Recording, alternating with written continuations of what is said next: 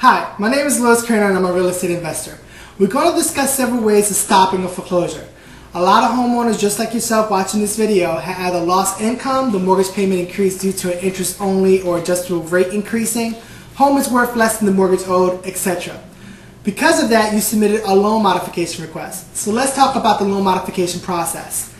A lot of the times the bank's representatives will tell you, oh, it's going to take 60, 90 days.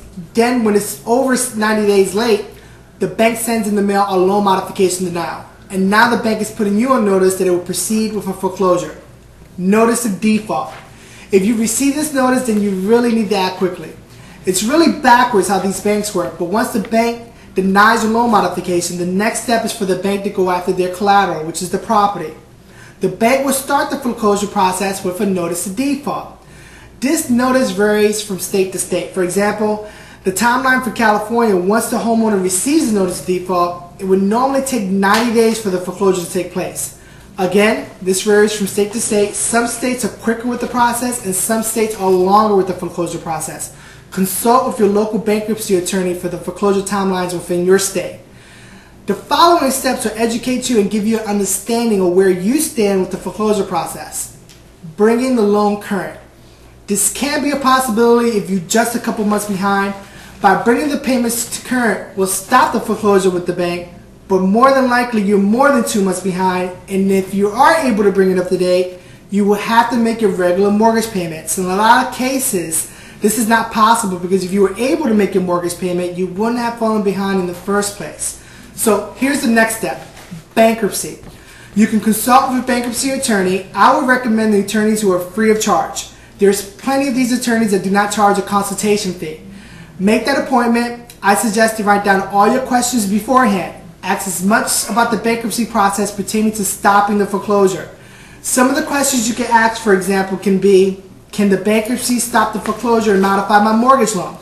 Will I have to make the mortgage payment in order for the bankruptcy to go through? How long of a process is it to file bankruptcy? And what's the difference between Chapter 13 and Chapter 7, etc.? It's very important to consult with a bankruptcy attorney about your options. Again, go with the ones that has free consultation.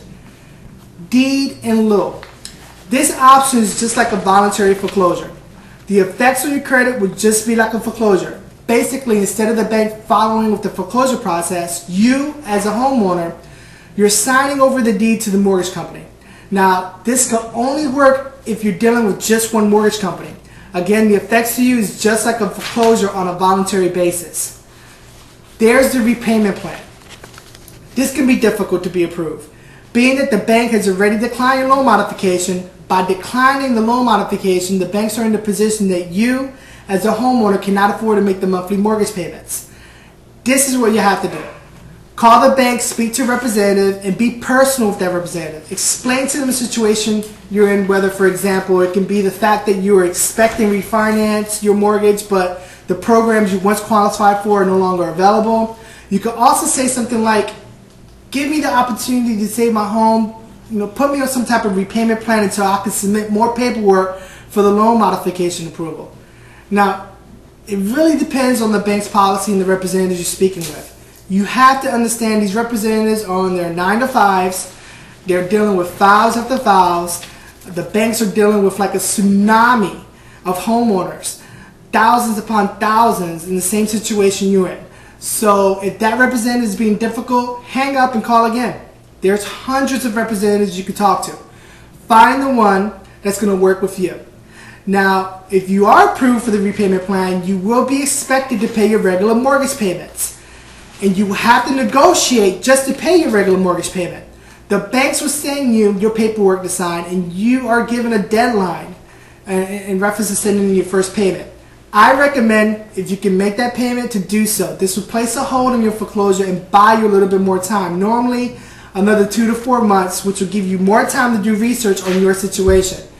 The final step that we're going to go over is the short sale process.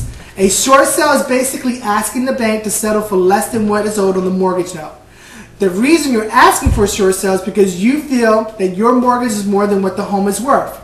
Therefore, you cannot sell the home for what is owed on the mortgage. You as the homeowner will have to educate the bank that your mortgage amount is more than what the home is valued or what the home is appraised for. This can be difficult for the bank because in their system the house is still worth the amount you owe on the mortgage note. The short sale process can buy you another 3 to 8 months.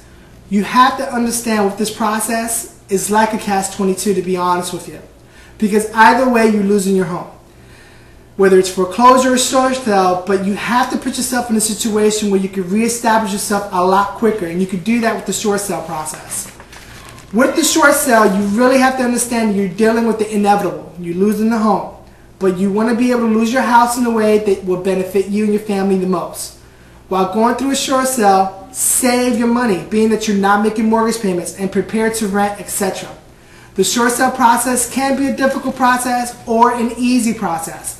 I recommend having a real estate investor like myself involved that specializes in the short sales process.